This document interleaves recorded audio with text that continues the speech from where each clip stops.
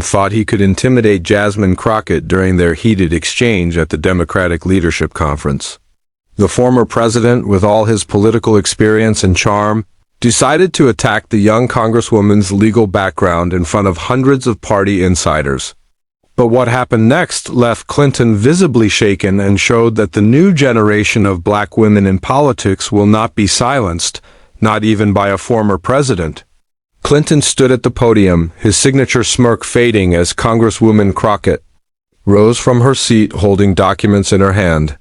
What she revealed about Clinton's own past. Legal troubles turned the entire conference upside down and sent shockwaves through the Democratic establishment.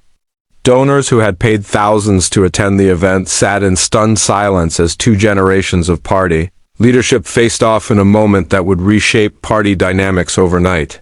Clinton, now 78 years old, still holds enormous influence in Democratic politics.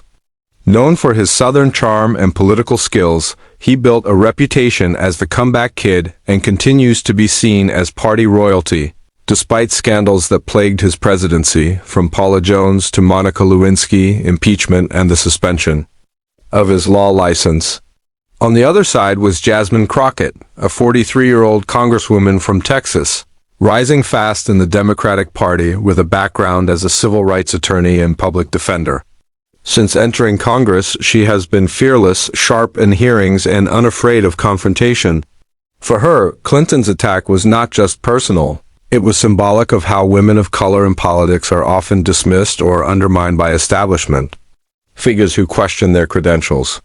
The tension in the room was thick as Clinton began his remarks. Adjusting his tie, he leaned into the microphone with his familiar Arkansas drawl, telling the audience that he was concerned about the new direction of the party. He claimed that some newer members of Congress barely had the legal experience to handle a traffic ticket, then singled out Crockett by name, dismissing her career as a public defender and suggesting her legal cases amounted to nothing of real value. The room stirred with discomfort. Some nodded in agreement, but others were shocked he would attack a sitting congresswoman at what was meant to be a unity event. Clinton doubled down, criticizing younger Democrats for grandstanding on social media and insisting that governing required real legal work and decades of experience. He contrasted the old guard with the new progressives, drawing a sharp line between establishment Democrats and rising activists. Through it all, Crockett remained seated, calm but preparing to strike back. Years in courtrooms had taught her how to turn attacks into opportunities. As Clinton wrapped up his speech, believing he had successfully embarrassed her, she stood slowly, folder in hand, and walked toward the microphone. The room fell silent. Clinton kept his smirk, confident no junior congresswoman could possibly challenge him. But what followed became one of the most devastating clapbacks in modern Democratic history. Crockett began by thanking Clinton for his assessment, her tone calm but razor-sharp. She explained the work of a public defender, reminding the room that she had represented over 300 clients, handled everything from misdemeanors to felonies, won dismissals, negotiated plea deals, and defended constitutional rights. This was not small-time work, she said, but the foundation of justice itself. The crowd began to stir as she turned Clinton's dismissal of her background into a defense of her strength. Then, with precision, she shifted gears. If Clinton wanted to compare legal credentials, she said, it was only fair to examine everyone's record. Pulling out a document, she revealed a copy of the Arkansas Legal Disciplinary Committee's order from 2001 that suspended Clinton's law license for 5 years after false testimony in the Paula Jones case. Gasps filled the room. She read aloud the details: false and misleading testimony, conduct prejudicial to justice. The shock was visible on Clinton's face as his own past was thrown back at him in public. He raised his hand, muttering that it wasn't fair, but Crockett cut him off firmly, refusing to let him regain control. She reminded the audience of his $8,150,000 settlement with Paula Jones, his contempt of court citation, and his surrender of his law license to avoid disbarment. Each fact landed like a blow, not shouted but delivered with calm authority, showing that Clinton's record was far more problematic than hers could ever be. She made it clear that she wasn't bringing this up to relitigate history or disrespect his service, but because he had chosen to question her ability to handle complex legal matters. If legal qualifications and ethical standards were the subject, then his record had to be part of the discussion. By the time she finished, the room was no longer Clinton's. The donors, the strategists, the reporters, even party leaders like Pelosi and Schumer, who had looked uneasy before, were now watching in awe as Crockett dismantled one of the most powerful men in Democratic politics. Clinton, visibly shaken, had no comeback. Crockett had turned the tables, proving that the new generation of leadership will not be intimidated, and that experience is not only measured in years served, but in resilience, courage, and the ability to stand tall in the face of power. That night would be remembered as the moment when Jasmine Crockett didn't just defend herself, she redefined what it meant to lead, leaving behind a stunned former president and a Democratic Party forced to reckon with its future. The American legal world is still buzzing. News panels dissect every moment of Crockett's testimony. Legal scholars call it a modern-day Thurgood Marshall moment. The Supreme Court, under pressure, invites her back for oral arguments. On congressional oversight versus judicial authority, the audience is standing room only. A second chair is pulled up at counsel's table. Crockett, in a sleek black suit, adjusts her notes. Chief Justice Roberts is already seated, this time more reserved, watching Marshall OS. Oh yes, oh yes, oh yes. The Honorable Supreme Court of the United States is now in session. Justice Sotomayor, Ms. Crockett, you may begin. Jasmine Crockett, thank you, Your Honors. The question before us is whether judicial review has limits. Spoiler, it does. Our system is built not on judicial supremacy, but on co-equal power. Oversight is not a suggestion for Congress. It's a constitutional duty. Judicial overreach, no matter how subtle, dismantles that. Justice Kavanaugh, firmly but shouldn't courts act as a safeguard against potential political abuses by Congress? Jasmine Crockett, only when those actions violate rights or due process. Political discomfort is not a constitutional injury.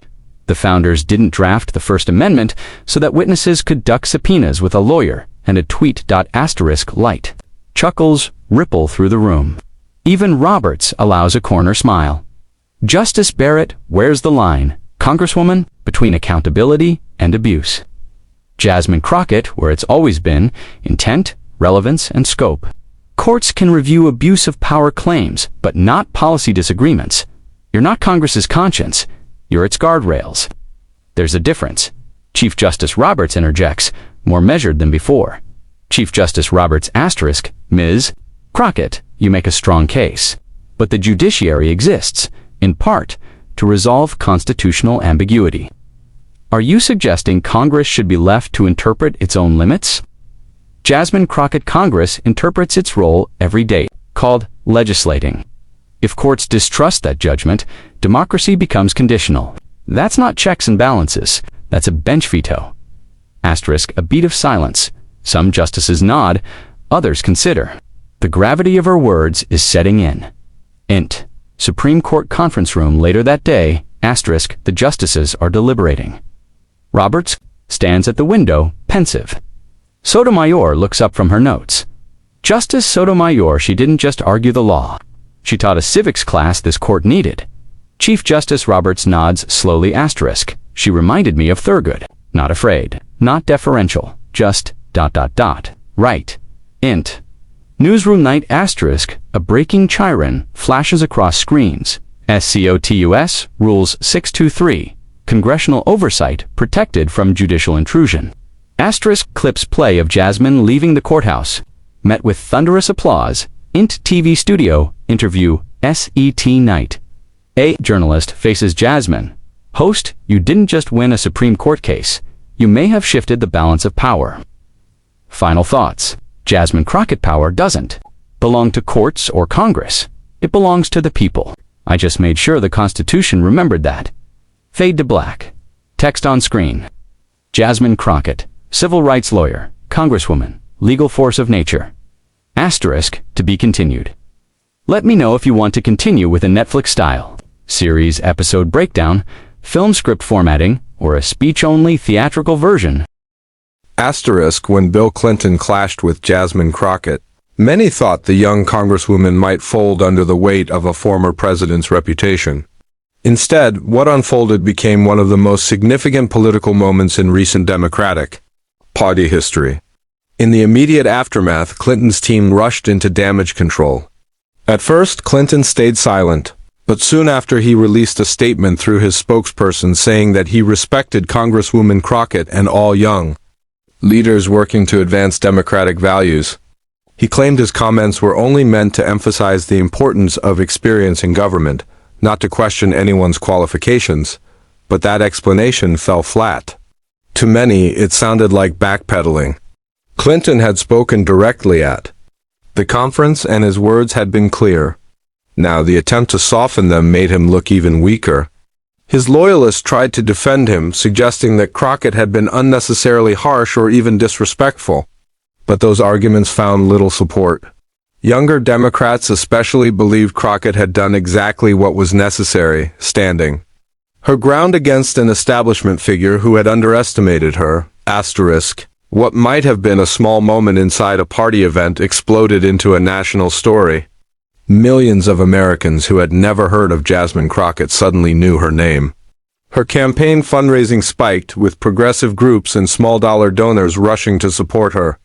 What stood out to many was her refusal to shrink in the face of one of the most powerful figures in Democratic politics.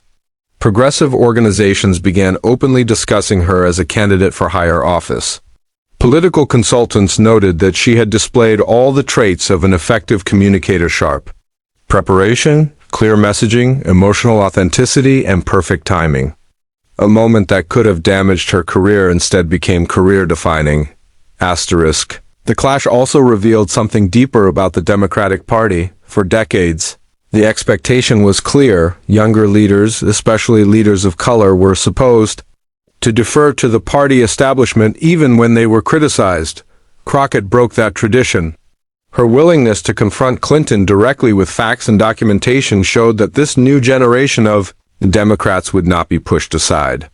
It became a template for others, proving that standing firm rather than bowing was the path forward. Clinton represented the centrist politics of the 1990s. But Crockett's response symbolized the progressive wave that now drives much of the party's energy. Asterisk. The legal world paid close attention as well. Crockett's defense of her experience as a public defender struck a chord.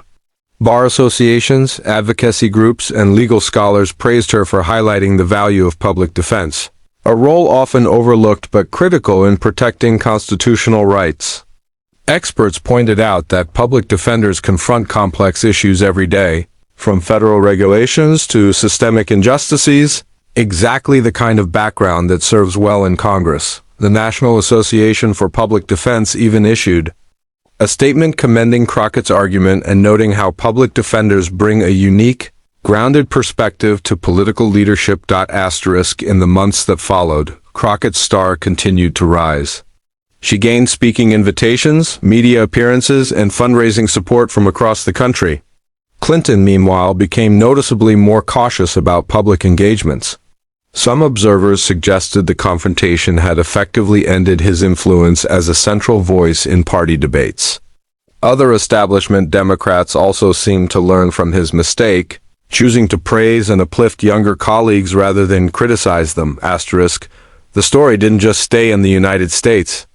Around the world, political observers noted the exchange as an example of how democratic societies manage generational transitions. European commentators compared it to their own parliamentary battles between older centrists and younger progressives. African leaders praised Crockett's courage and preparation, holding her up as an example of how to respond to entrenched power. International law organizations also weighed in, pointing to her defense of public defenders as a reminder of the universal importance of legal aid and access to justice. The moment was translated, shared, and discussed across continents, transforming it into a global symbol of how skill and preparation can overcome intimidation. Asterisk. In classrooms across America, the confrontation became a teaching tool. Law schools used it as an example of how to advocate effectively under pressure. Political science programs examined it as a real-world case study of power dynamics, generational change, and the role of communication in the age of social media. Students from underrepresented backgrounds, in particular, drew inspiration from Crockett's example. She showed that facts, preparation, and confidence could beat even the most intimidating opponent. The most powerful lesson from the exchange is what it told young politicians, especially women and people of color. They do not need to accept criticism in silence, nor do they need to respond with anger alone. By relying on preparation, professional skill, and clear evidence, they can flip the power dynamic completely. Crockett showed that diverse backgrounds are not a weakness in politics, but a strength.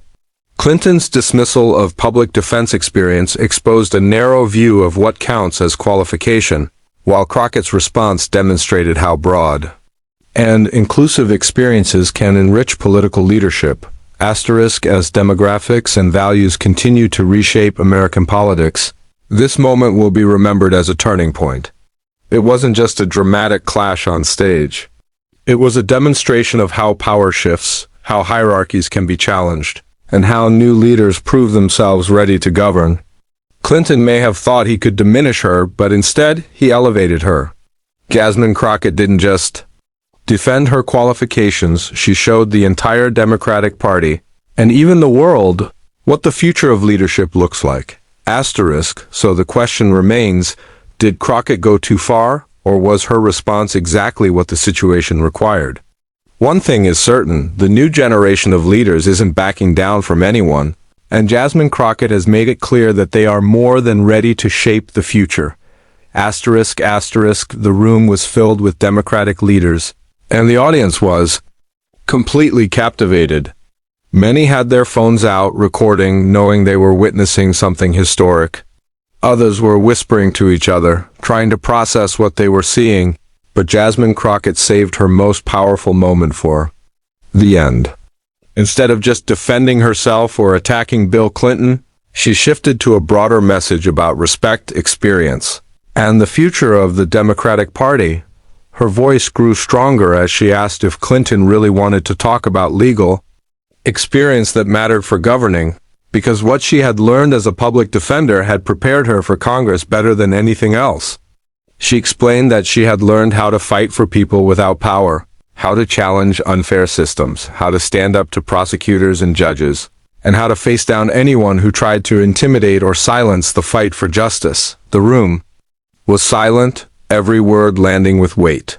Then she looked directly at Clinton and told him, she had also learned that past actions and credibility matter when asking people to trust your judgment, and that if you're going to question someone else's qualifications, you had better make sure your own record can withstand the same scrutiny.